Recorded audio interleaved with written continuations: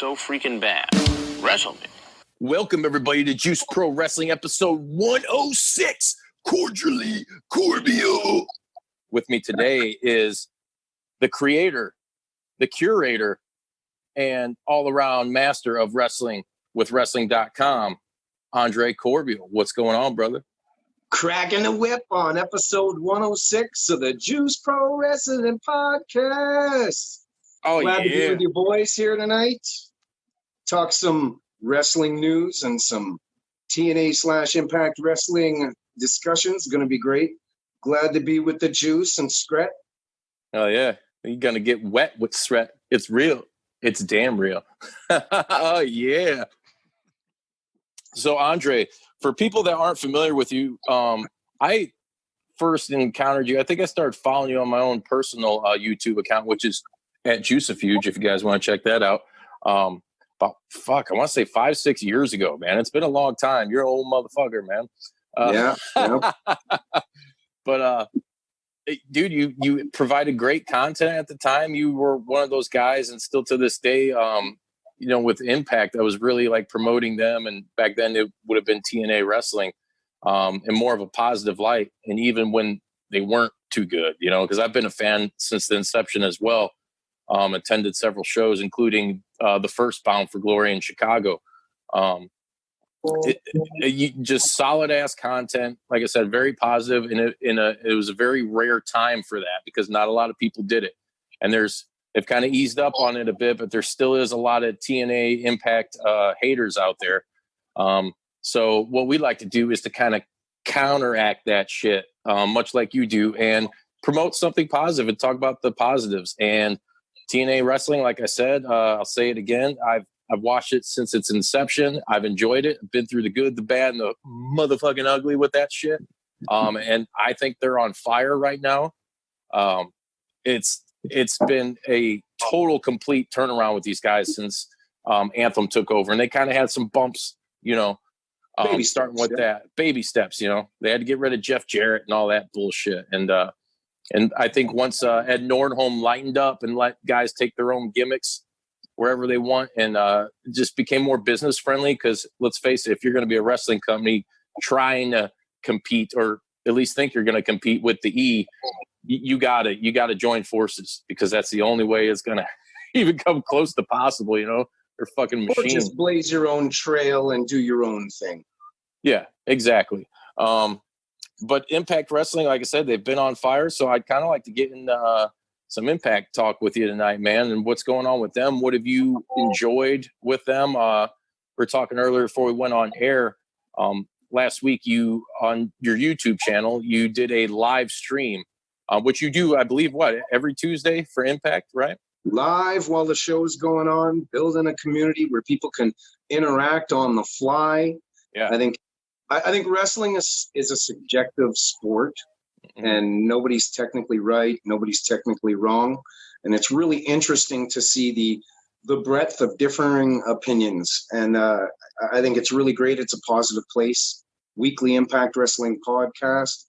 Well, I guess it's not a podcast; it's a live stream, and it's growing little bit by bit each and every week. As a guy that has covered Impact Wrestling since, I think it's 9 years. 9 years online. I've been officially covering it, but I was there from day one in Huntsville, Alabama. Watched the pay-per-view for a penny at a big barbecue. We had all the fixings and everything all done up. We sat down, had satellite TV. What are we going to watch while we're eating? 1 cent TNA pay-per-view. I'm like, what the hell is TNA? 1 cent, why not? Huntsville, Alabama. Ken Shamrock wins the title. AJ Styles and Jerry Lynn. It basically reignited that fire that had kind of fizzled from the WCW invasion. I was a WCW fan prominently, and I would still put the WCW 2000 product up against today's WWE product. Ooh, and that's just the way it is. You feel that, guys? That's heat. Get out the kitchen. The problem is the victors always write the revisionist history, or they rewrite it. And that's exactly what happened.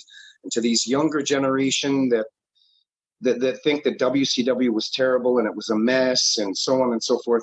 It was a compelling week-to-week product that people like to talk about at the water cooler the following day. Masterful hooking at the end of the show, leaving suspense, waiting all week for the next show, and that's the way it's done, and it's just not done that way right now. Right. Unless, I think people who are doing that kind of sort of good, sort of well, sort of nice in this day and age are AEW.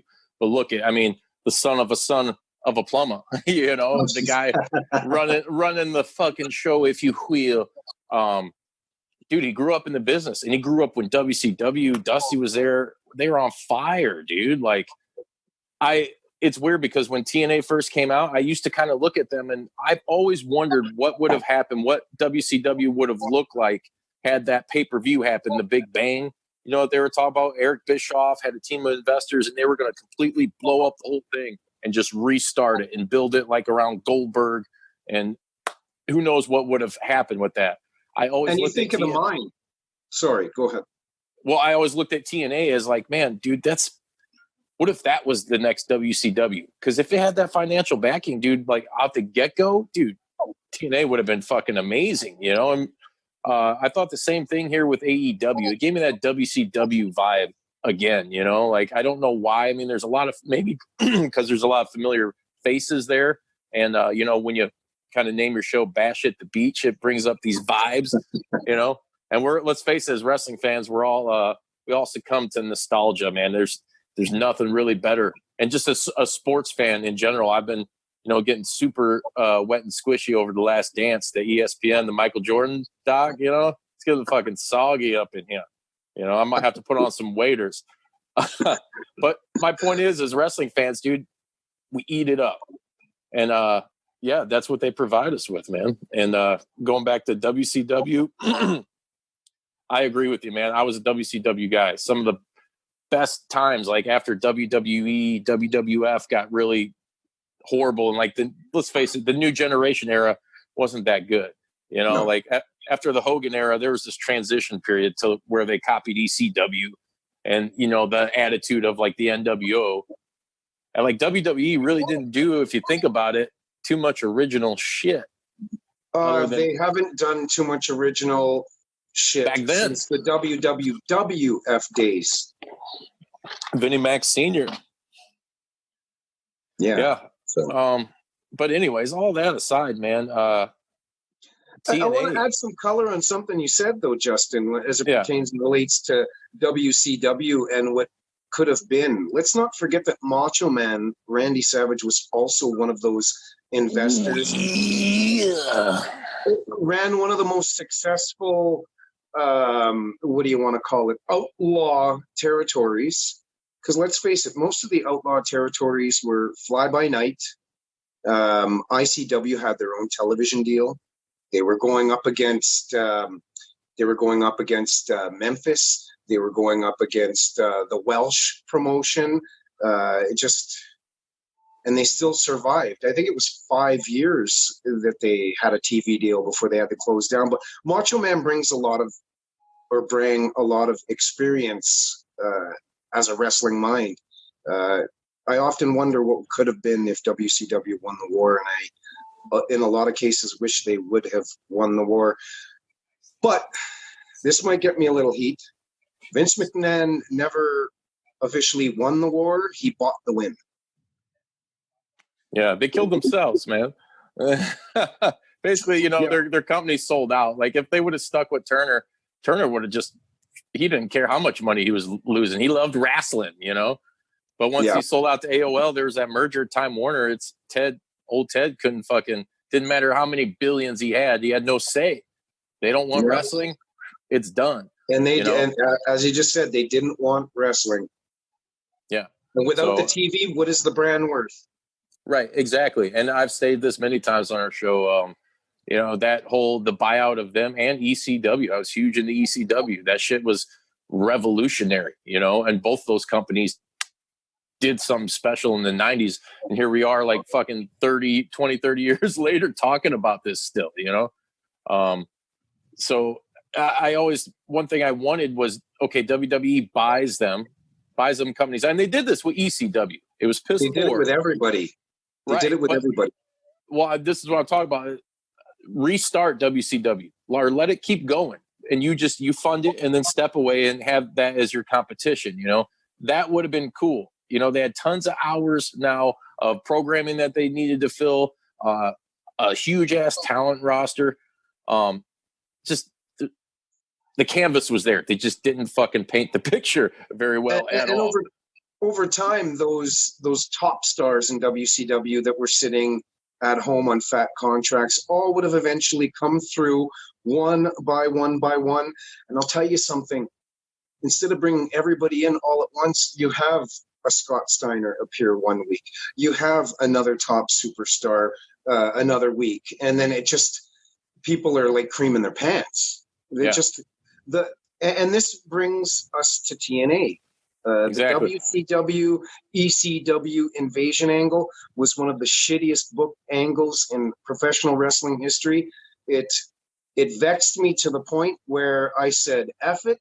And it's the only time within my stretch of being a wrestling fan where I said, and I walked away for a whole year. And it wasn't until that 1 cent TNA pay-per-view at that barbecue that relit my fire for my passion for professional wrestling. So without that 1 cent first TNA event, I wouldn't be here today. And Bill Apter. Right. Well, my point with that is it reminds me of if that situation happened, and it kind of feels like that's what is happening with Impact. With the whole, I'm not really sure. None of us, I don't think, are what's going to happen. I know they talked about adding more programming because they got Access TV now. But if they bring back TNA, why not? Supposedly everybody's happy with the numbers. It's a nostalgia thing. If you can kind of keep it separate, or maybe they do a short storyline where TNA is invading. And, because the history, let's face it, we both love that company. But, man, back in the day, there were so many invasions. Everybody invaded TNA. It was like the ECW guys. And you had GFW, and you had the Aces and Eights. Come on, man. Yeah, faction after faction. You got to admit, though, the main event Mafia was dope. Oh, dude. I got a main event Mafia t-shirt in my closet that I almost wore tonight, except I've been putting on too much weight, and I just can't wear it no more. Oh, me too, bro. It's so freaking depressing. So freaking depressing. When you go to put on your socks in the morning, that's when you realize. Your black socks, right? No, white socks. I don't like black socks because it leaves like cotton in between your toes and shit like that. I don't like it. Only black socks I'll wear are black dress socks. Because, I do get a little dapper from time to time. You got to be professional, whether you're flossing, tossing, dipping, tripping, sipping, or flipping. You got to do it right. Yeah, that's right. Speaking of all that, real quick, dude, you were talking the other day. I was watching some of your content. I don't know if it's YouTube, website, or what, but you used to do like fucking hip hop dancing, like old school hip hop dancing, right? Yes.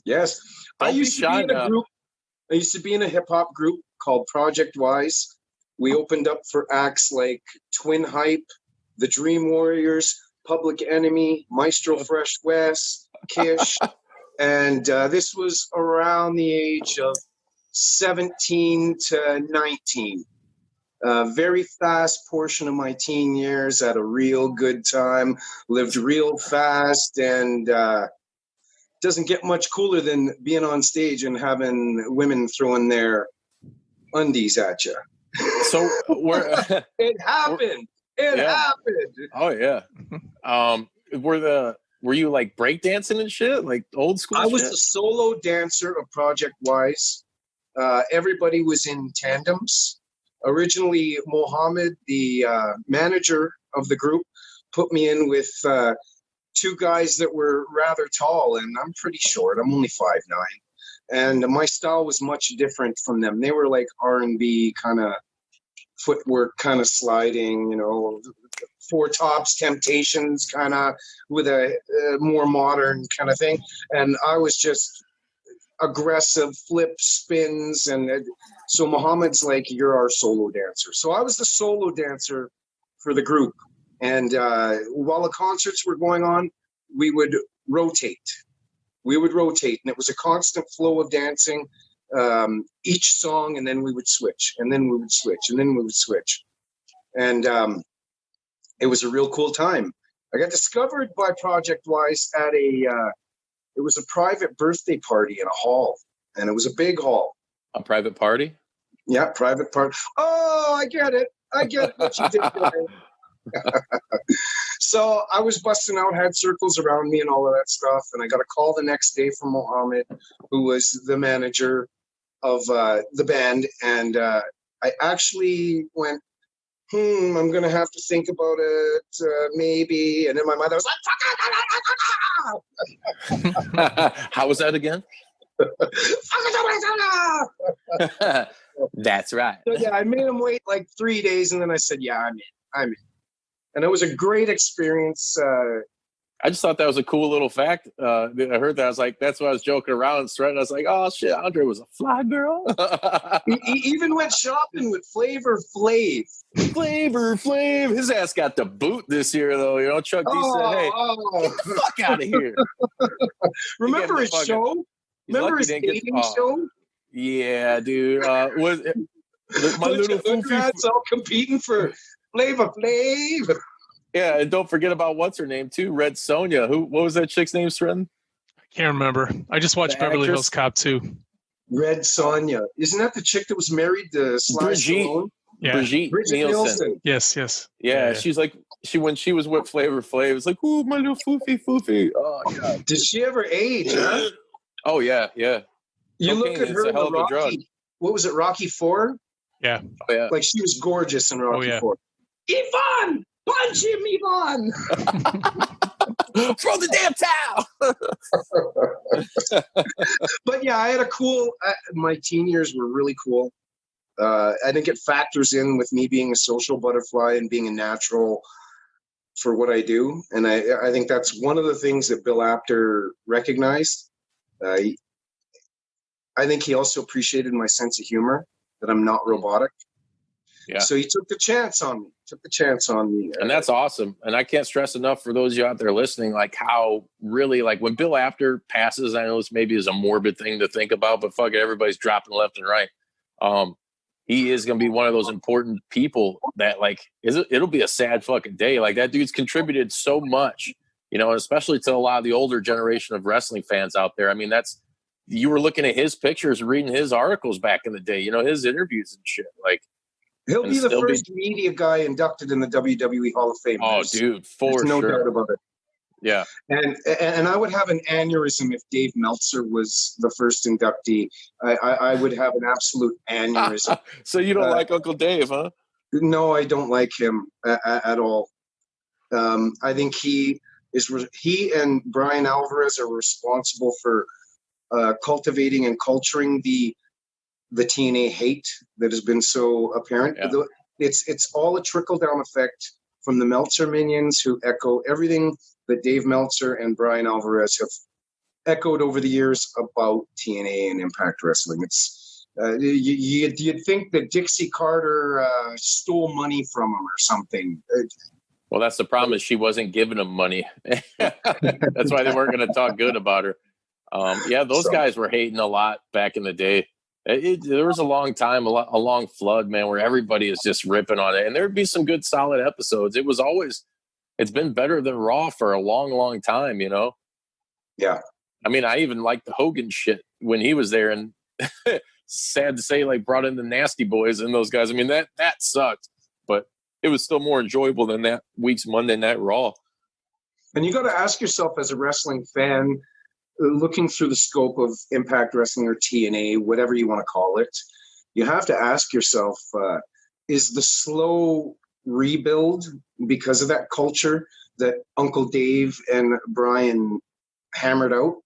Once they hammered that out, you had sites like Wrestle Talk TV, who Impact Wrestling really helped in the beginning.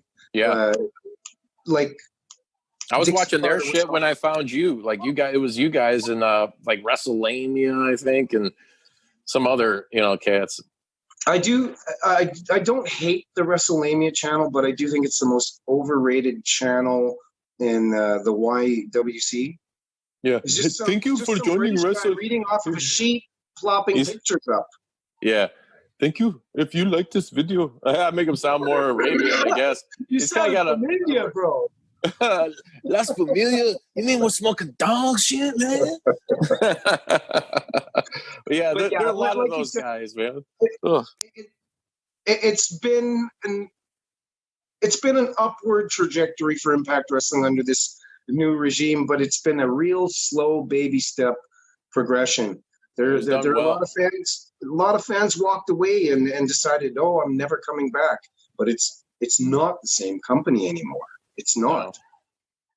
No, but it's cool that they can acknowledge their history because they do have a lot of content. Let's face it, dude. Like, just like WWE did when they bought WCW, they didn't even really buy WCW. They bought content. You know, they bought their fucking library. I think they only took a little bit of like the rings and the actual stage use shit. Like a lot of that was, from what I understand, people either took it or it got thrown out. They took the library. That's all you need. Just featured a podcast, and it's the Retro Rewind, and it was Bash the Beach 1996, and I was just I put little clips, 5 seconds clip, 5 seconds clip, 5 seconds clip from throughout the pay-per-view, right? Well, it got blocked worldwide once I uploaded it, so I had to find one with quicker transitions. And that one worked. So yeah, it's all about the WCW library. And there was even a time that WWE was interested in the TNA library. Oh yeah, they're always interested. They would do that because a lot of their stars have come from there, you know. And they've good on both of them for working together. I still think that was weird. I've said that many times too. That seeing a TNA logo or Impact logo as they are now on WWE programming because they're doing something with AJ or Kurt Angle or Sting. You know, or even Dixie Carter's face, or Dixie, on WWE DVD. Like, are you? That blew me away. I was like, "What the fuck?" Yeah. But Impact, man, they've made the transition. They made it back, and even still in the last couple of years, they've still lost some big names to the likes of like AEW, and it hasn't hindered them in the fact that, like, I'll use this as an example. When ROH. Now, granted, they had managerial problems and shit too, but when ROH, all them guys left, the Elite, they took a huge hit. That company did. You know, a lot of people tuned out, and they just fucking went with, you know, Cody and the Bucks and them. But now you've lost guys like, you know, the Lucha Bros, Brian Cage, John Morrison, and you know, the list goes on. And EC3 is another one of those guys that we might see him back, but maybe. It hasn't really affected their flow. You know what I'm saying? As like ROH. You're a basketball fan, correct? Yeah. And what about you, Scrat? I am. Yeah? Yeah. I'm an NHL fan. Doesn't matter. Like that too. Doesn't matter what sport you're into. All the players have always been interchangeable, and it'll forever be that way. And I look at professional wrestling in the same limelight because it has rosters, and people have meltdowns when people come and go. But if you look at it in the light of that, these are interchangeable players forever. You won't have meltdowns. I'm an Edmonton Oilers fan. We went from the greatest team to losing everybody bit by bit by bit by bit. So I know you're a Chicago Bulls fan, right? Oh yeah. You watch that team dismantle, so you know how it feels. But new players come in. It's the nature of the beast, right? Nature of the game. Yeah. I just got into Impact Wrestling about 6 months ago, so I'm all in with the new roster. I don't know anything about the up and down history. I caught it up in the upswing, at least for me. People can be critical. It's been awesome for me. Like, all the guys from Ohio, everybody that we've seen. So there's a promotion in Chicago called Warrior Wrestling, and we've got to see the majority of the talent at one of they've done like, I think 8 shows so far. Is that right, Wallace? Yeah, 8. Something like that. Do an amazing job. covering Warrior Wrestling. Yeah, for fans who don't know. and most of the Impact talent, and then we actually got to meet a lot of the people at a what was that thing we went to at on Bourbon Street, Wallace? Oh, the Impact All Glory. So yeah, All Glory. We got a little.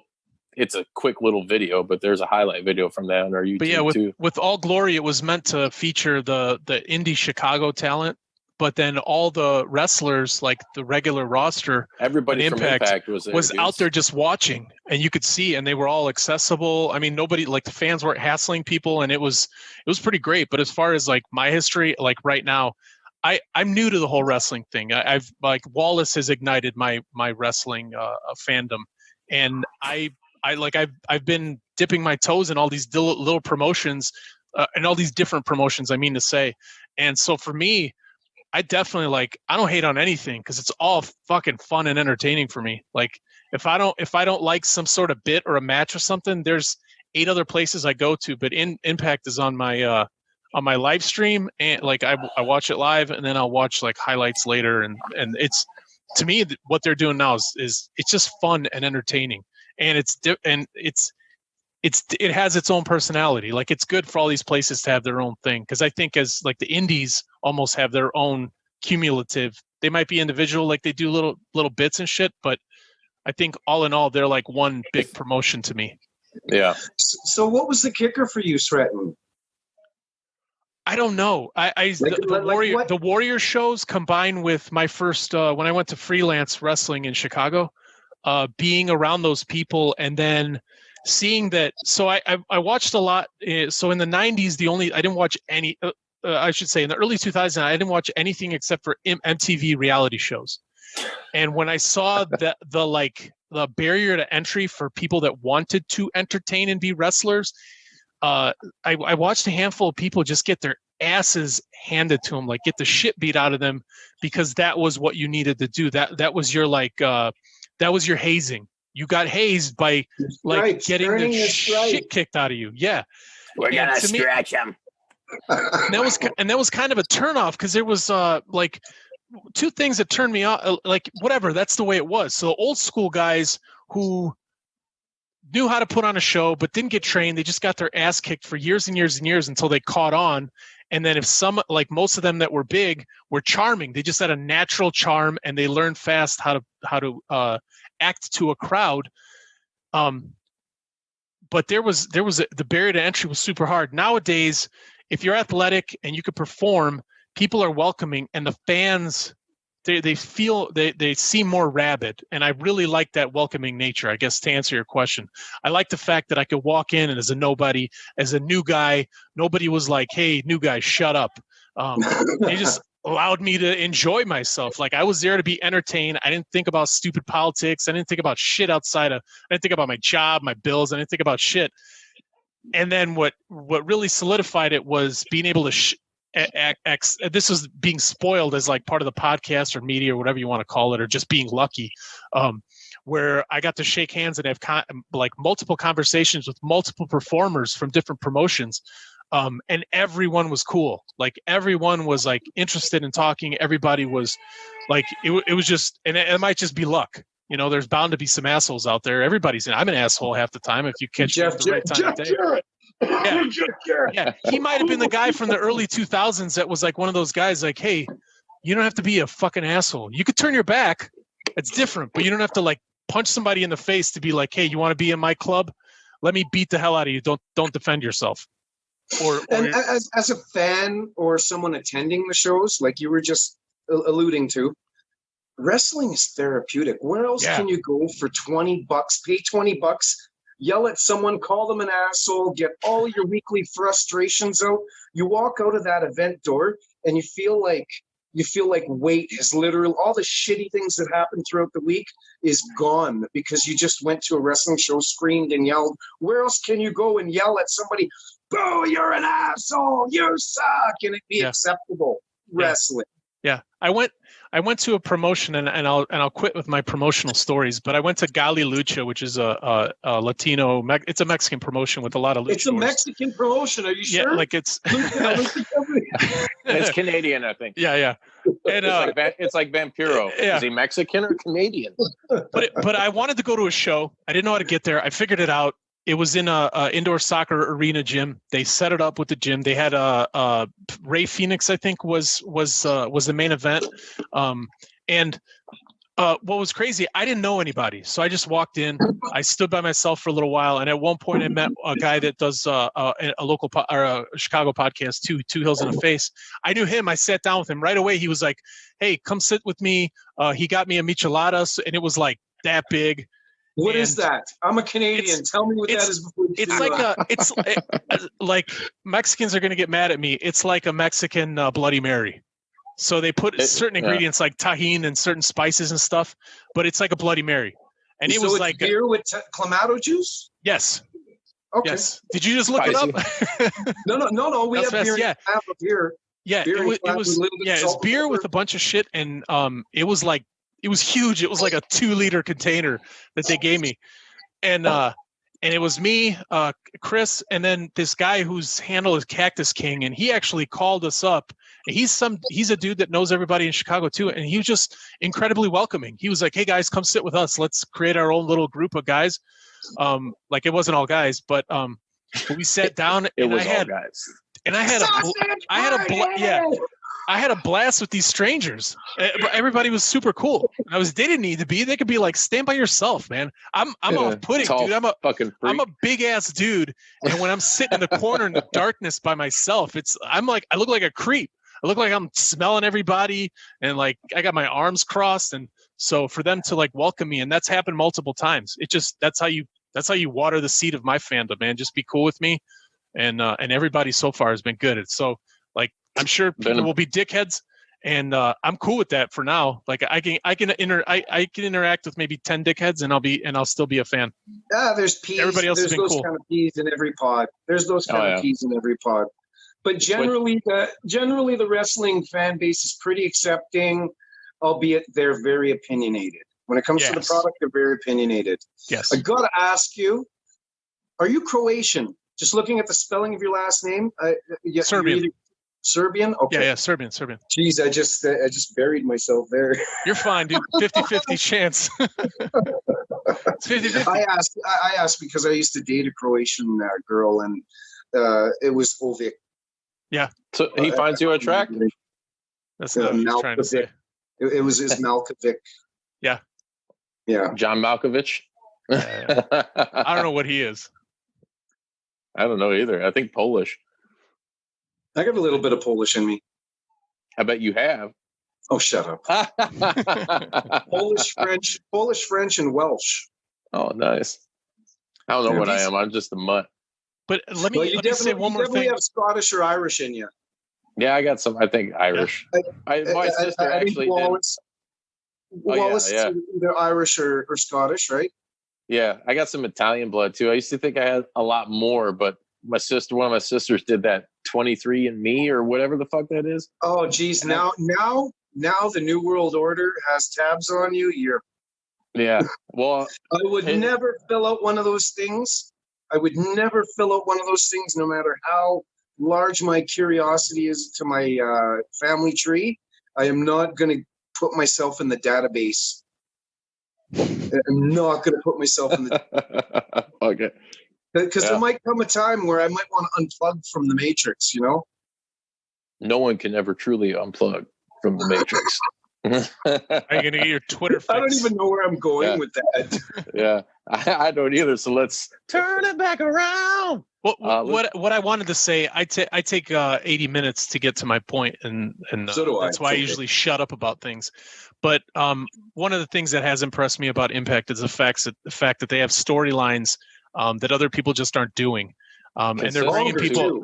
They're bringing old timers back. Like I say that, but if you see Frank Shamrock, like he does not look like an old timer. He looks like the Terminator. That's Ken. I what did I say? With Ken. Well, not party, but I got to chill out with Ken 2 months ago. Some footage on the channel and whatnot. He's in great shape. He's happy. He's really bubbly and loving what he's doing right now. My only advice to Ken Shamrock is just for men. If he just for men, he would look even younger by 10 years. It's a little too salt and peppery right now. Just for men. I shouldn't even touch my hair because I've never colored my freaking hair. You don't want to jinx it. I dread the day that comes. If you did the 23andMe, the New World Order can tell you about what age you're going to turn gray. So I guess that makes it just too sweet. You would know. But yeah, so like the Tessa Blanchard stuff, the OVE stuff, like all the different people, like there's so many. And now Wallace is telling me because I haven't watched in the Rascals. Yo, the Rascals are on another level. Huge fan of the Rascals. Some of the best. I see that shirt too. I see that shirt there, Juice. I got that from them at Warrior Wrestling. Oh. Yeah, the Rascals are awesome. Moose has been just killing it lately. Speaking of Moose, real quick. Favorites. Yeah, with that, I'll shut up. I want to cut you off real quick. Andre, that video I sent you today, the promo for this week's Impact, and Moose cuts it off, and it's got the old TNA voice actor. Epic. that voiceover guy he's on the level of James Earl Jones. I don't care. Oh, for sure. This is TNA wrestling. And there's not many on that level. Many on that level. Like, I get excited, like something big's effing going down when that guy is talking. Yeah. All right. Yeah. So Impact Wrestling, Andre, they got this tournament coming up. They're trying to find a number one contender for the Impact World title. Number one contender to Tessa Blanchard's Impact Wrestling World Championship title. And I believe the tournament starts tomorrow on Impact's weekly flagship show, Impact Wrestling. You can either watch it on the Fight Net, you can either watch it on Access TV or Twitch or Andre Corbeil on YouTube. And the thing is, not everybody can get away with the type of live stream I'm doing, but I was smart. I was in contact with the director of public relations for Impact Wrestling and informed him prior to the creation of this live stream. And he even told me to hold off a certain amount of weeks and gave me the time that the new Impact Wrestling was branded and when it would be best to optimize on that. So I do have permission from the company, and that's why they leave me alone, because I have the footage going on in the background. Yeah, I've seen them.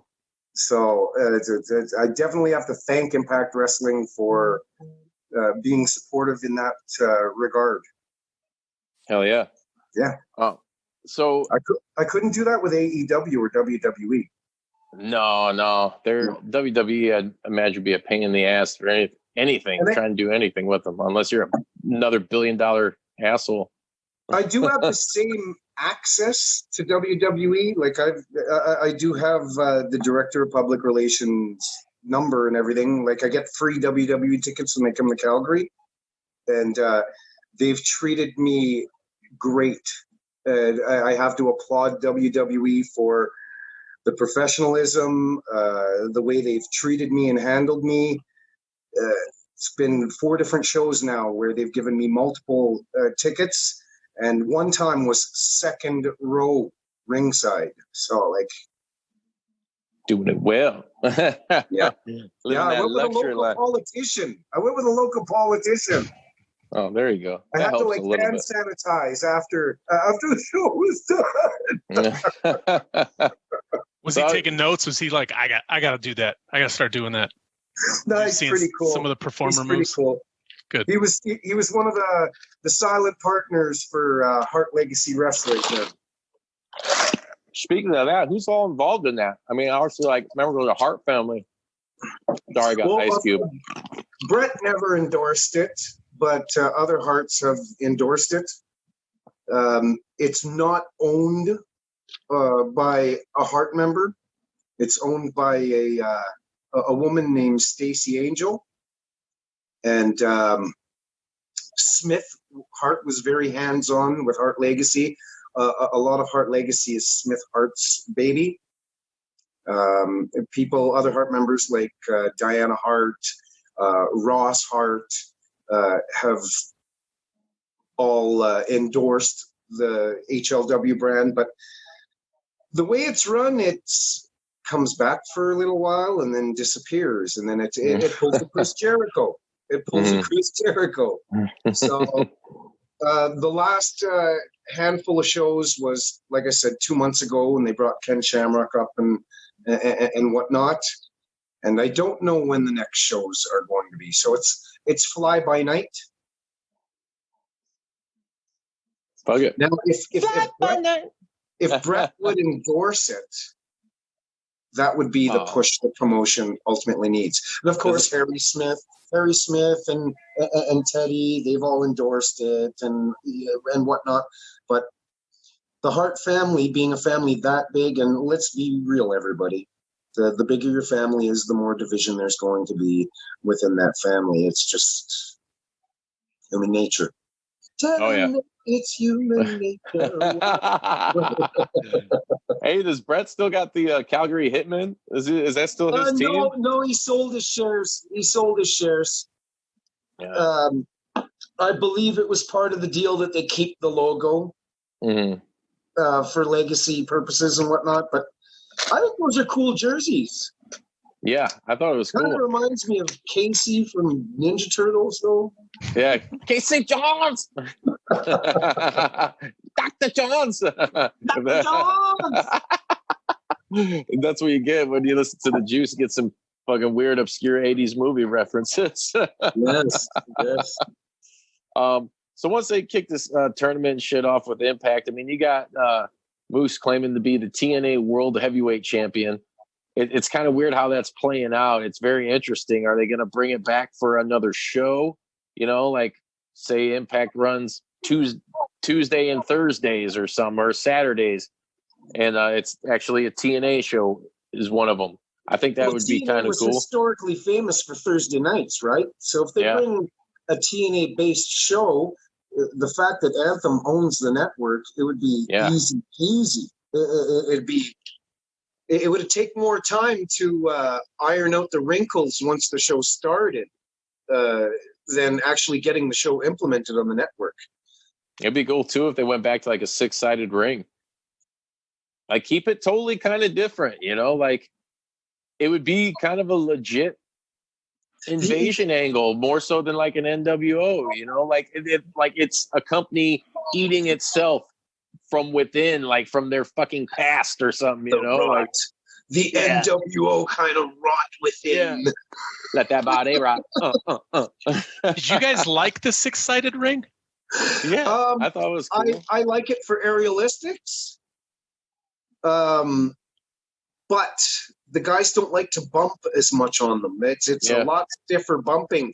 So, you know, you're not going to get as many power bombs. You're not going to get as many lung blowers. Well, I guess you can get the lung blowers and the back crackers, but the guy delivering it, it's a harder, stiffer ring. Now, if they extended it a foot on every corner, that would give more. It would allow more give in the ring portion of it. That might be something to look at. But I like that idea, Justin. Problem with WWE is, brand wars. You know, it's all WWE just trying to shuffle, play the shell game with their roster. Within the brands. This seems a little more legit because you don't know like what could happen. I mean, corporate business wise, say TNA, they do bring that brand back and it does get the numbers they want. And they just say, fuck it. All right, we're going back to TNA. I mean, you'll have your haters out there. I like the 6-sided ring idea, Justin. Yeah. It would make the fans tuning in buy in a little bit more that these are two different brands. It's not just exactly like even NXT is WWE. I don't let the veil blind me. It's still WWE.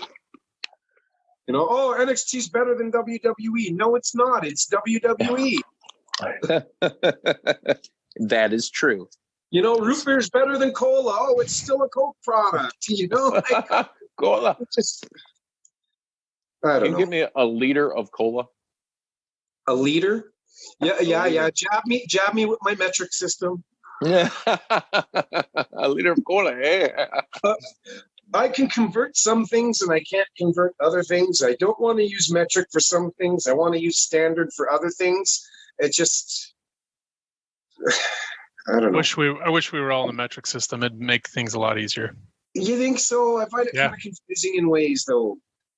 The thing is, my parents were the last generation of standard, and then the Canadian government just implemented metric like that. So growing up, when it came to asking my parents for help in math, they were just like, Fuck you. There's your help. 1, 2. yeah. So we were that transitional generation where our parents couldn't help us with mathematics in school. They're just like, I don't know, 2.2 in every kilometer or something like that. Every kilometer. Oh, thank God you ain't my motherfucking weatherman, Andre. Bro, I remember the first time I drove through the States and looking at the signs, seeing 53 miles, and then, okay, we're almost there. And then I'm like, holy shit. Oh, yeah, miles. Yeah, it's just, we should have been there already. And then I'm like a little kid back in the van. Are we there yet? Are we there yet? Are we there yet? It's just, yeah.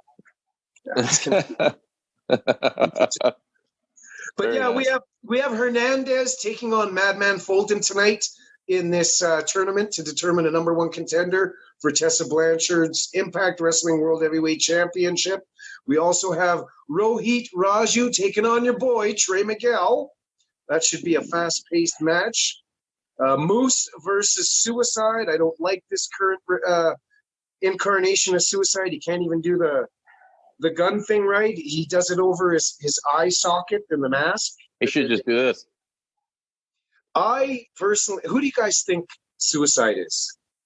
I thought they would have got one of the Rascals, but That's what I think. It's Wentz. I think it's Wentz. yeah. I think it's Wentz. I don't know though. But you obviously don't seem to think it's Wentz with how you. Well, here's the thing. Because I haven't really watched much of, like, he comes out and usually I'm like, man, to be honest, I hate that character so much. And The video game. Yeah. I still got the fucking game, you know. It's Did you like it?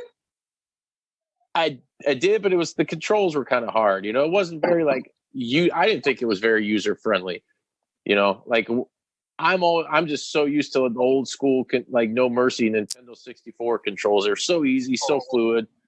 And I've never, there was maybe 1 or 2 WWE 2K games or right before they went to 2K that felt kind of arcadey and easy to use. That's all I want. I just want to bash motherfuckers and create dream matches. I don't need this super over simulated fucking garbage, you know, to the point where it crashes itself and fucking everybody does all this and shit when they're fucking. Did you see the one? Did you see the one where the ring steps were bouncing off the ropes and on the guy's face, bouncing off the ropes and on the guy's face? Yeah.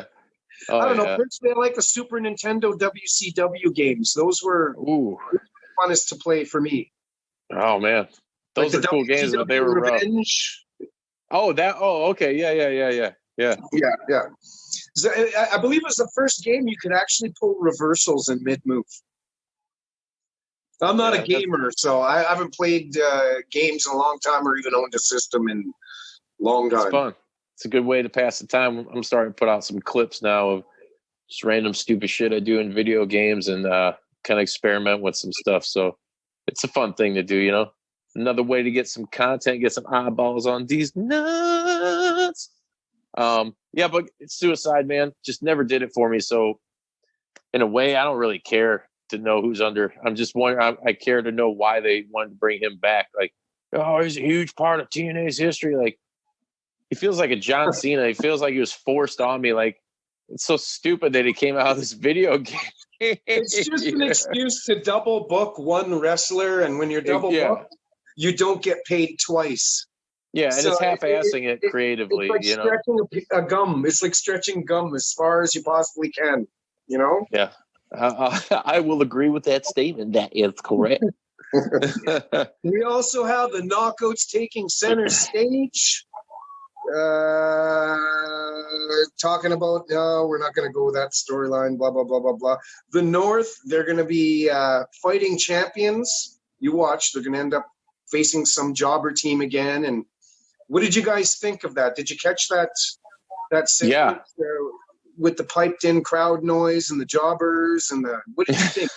I thought it was amazing. It's funny. Ethan Page, he's been showing on his YouTube channel for a while now. Just how good and funny and creative he can be and entertaining. Naturally creative, yeah. Yeah, and it's coming full circle for him, and I'm glad. I think I met him going on 2 years ago for the first time, and he was just super cool dude. And me and Sreten have seen him at shows, and whether it's Warrior or Freelance or whatever, and him and Josh Alexander, man, like that, super cool guys. Like the other night on your live stream, I was texting, like, if they bring back a Team Canada, dude, and with how huge TNA marks, they are, they gotta be in it. And maybe like the new leaders of Team fucking Canada, bring Eric Young back in, I do think Eric Young is coming back to Impact Wrestling. I spoke with him 2 days ago. I asked him to do an interview with me, and he said he wasn't making any statements yet at this point. Obviously, he's still in the 90-day no compete clause kind of thing, and I'm certain the wrestlers can't divulge information during that wind down time as well. So I will have EY on at some point, but just the way he was acting, I honestly think he's coming back to Impact Wrestling. That's where he cut his teeth. It's where he had an iconic career. Makes sense. I just don't see, out of the cluster of WWE releases, him wanting to go to AEW over top of where his history is. Right. Hey, people are starting to pick Impact. That's why it's good when you get someone like a Kylie Ray, who is huge, and she's huge in our area beyond belief, dude. She's like, I think she's more over than fucking CM Punk in Chicagoland, dude. And that's a fucking shoot. She is so much better than I had previously anticipated. Like, I knew she was TV ready, but you watch her match from a few weeks ago with Kiera Hogan, and it was as good as any men's match. Yeah, it's good, man. She is super awesome. She's held world titles out here, like I said, freelance wrestling. I think one of the last wrestling shows I was at was a Black Label Pro show. And she won a strap there. She's been a champ everywhere, dude. She deserves it. She's a super nice person, man. I like the character. Huge for Impact. And their knockouts division is fucking stacked, Couple more. I think they need a couple more additions to really run on all cylinders.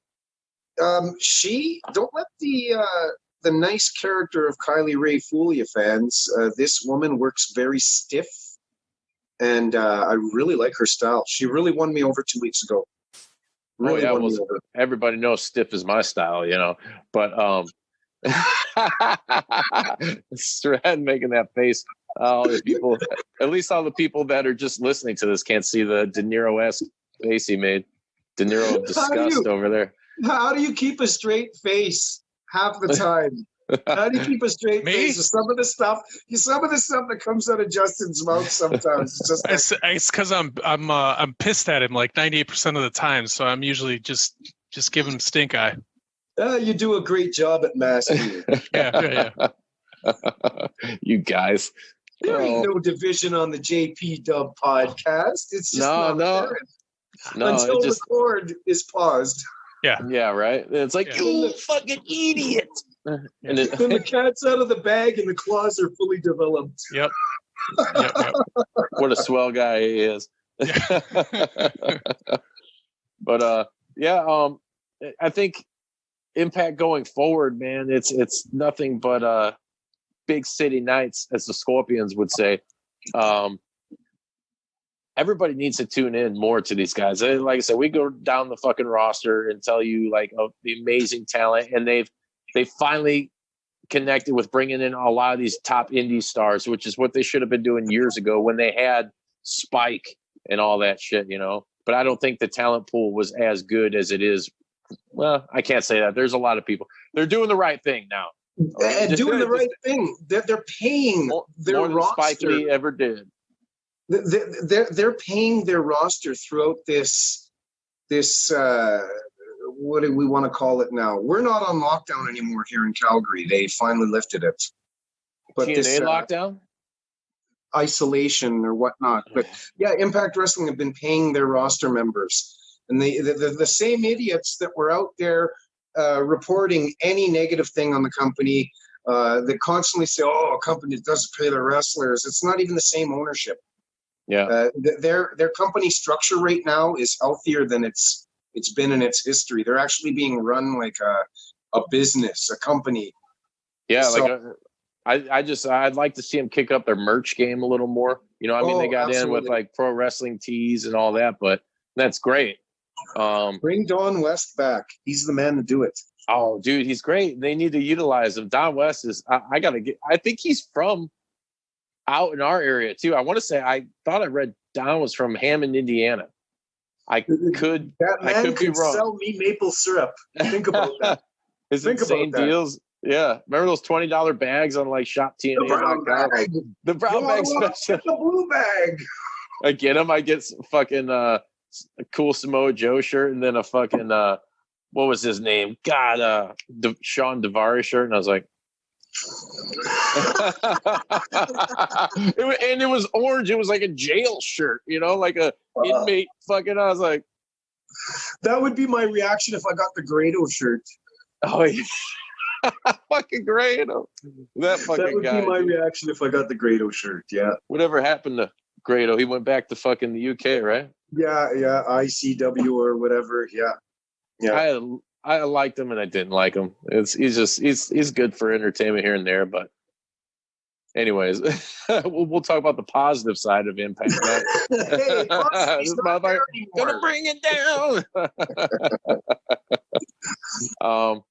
Yeah, dude. They get when you were talking earlier about the Ethan Page shit, man. If they keep doing more stuff like that, and they kind of did when Matt Hardy left, he kind of opened the door. You know, Lucha opened that, I believe, to him, Lucha Underground, that is, and then really the cinematic presentation of wrestling to everyone now that's been ripping off some that they totally had unique unto them. You know, no one had really done that. I mean, technically, if you did something like that back in the day, was a super long vignette, you know, like this and shit Jeremy played out like a Borash movie. doesn't get enough credit for that either. Yeah. And you can see his influence in exactly what you're talking about, Justin, in WWE right now. Oh yeah, totally. And everybody's doing it, and it's cool because it's a new way of presenting professional wrestling in this day and age. And let's face it, every 20 years when wrestling goes back down in the shitter and then it has a boom period again, you need something different, you know. And so a lot of these old timers that knock it and say this, and that's, hey, it is what it is. It's still great. It's still fun. It's entertaining. The athleticism and shit is fucking on point. Like Impact has got a lot of athletic people, and even down to their legends, except maybe Ken Shamrock, because he can still go and he still does some crazy jumps and shit. Don't get me wrong, but dude, he's so stiff. You can tell like he's jacked, but I bet you that motherfucker's hurting. Oh yeah, sore. Yeah, sore. Hurting. You can tell by the way he walks that he's sore. Yeah, Taking absolutely. like Demolition Man fucking baths to get that arthritis. Wake up every 50 years or something. Another nice thing about Impact Wrestling is when you look at Ring of Honor has the flip dips and a lot of the fast action, but there's not enough onus put on selling. There's more of a balance of selling and the high-flying, fast-paced moves in Impact Wrestling than there is in Ring of Honor. So it's kind of a hybrid of the Ring of Honor style mixed with the WWE style, in my opinion. I think that anyway. Oh yeah, totally. And that's what brought him to the table, you know, with the X Division and all that shit. Now fucking You gotta sell. yeah, you gotta sell, man. You gotta sell it real hard. Can't take 5 finishers, then what good is that finisher? Yeah, exactly. Sreten's a big believer in that faith. Yep. I love flips. I love the athleticism, but a finisher should be, that's it. Yeah, I think the common sense, I think the storyline and analysis are just as important as the moves. Oh, totally.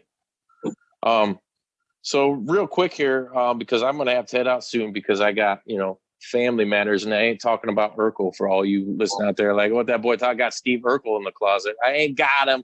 No, I fucking didn't. I've had a blast talking fucking Impact, and we're gonna have to do more of these. Because I think there's so much really I can discuss with these guys. And unfortunately, I'm pressed for time this week just because fatherhood calls. But Andre, real quick, where can everybody find you at? And also, everybody out there, you can. We're associated with wrestling.com. So JPDUB, I just want to thank you for getting our content out there and giving it some further reach out in the Great White North. We fucking love you for it. I really enjoy your podcast, and the fans are going to continue to grow towards this podcast. You guys are different from everybody else, and I think you mix movie, pop culture, and wrestling. You guys mesh it really well in one singular presentation. The fact of the matter is, you guys hunt down interviews like wolverines. It's crazy. At this pace, you guys are going to have 500 interviews probably by your 600th show. And that's amazing. That's an amazing ratio. It really is. So kudos to each and every one of the contributors, the guests, and the Juice Pro Wrestling podcast as a whole. I'm proud to have you guys featured. I'm glad to be on the podcast too, and we'll definitely do it again. Yeah, awesome. For sure. And everybody out there listening, Andre's on Twitter. He's on well, you're not on Instagram. All you're right, on Twitter and Facebook. I'll do the spiel, so to speak. My name's Andre Corbeil, the founder of WrestlingWithWrestling.com, trained by the iconic Bill Apter, the legendary Hart Family, and the controversial Vince Russo. You can find me at Wrestling with W3 on Twitter, Andre Corbeil on Facebook, Andre Corbeil on YouTube, and yes, the secondary YouTube channel, Wrestling with Wrestling. And visit the mothership each and every day, WrestlingWithWrestling.com, because I do this tried, tested, and true for each and every one of you, and I'm not going to stop, because we're all in this for one thing, professional wrestling. Ooh, that's right. And for everybody out there listening, Juice Pro Wrestling, new episodes every Wednesday. JPDUB.com is where you want to subscribe, or wherever you get your fucking podcast. Get it, boy, get it. But yeah, find us. Thank you guys, and thank you, Andre, for fucking getting the word out there. We like to get wet and have fun with everybody every week, every day, 24/7. So hit us up on social media and interact. Listen to our episodes, like Sreten asked, and review them. If you don't like the shit, tell us why. If you like it, tell us why.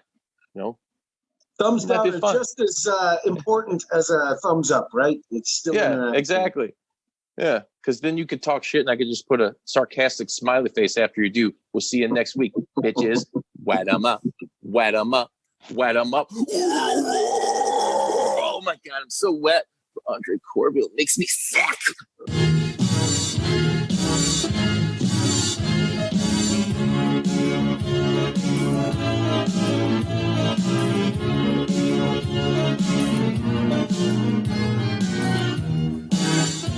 You gonna do sex to me?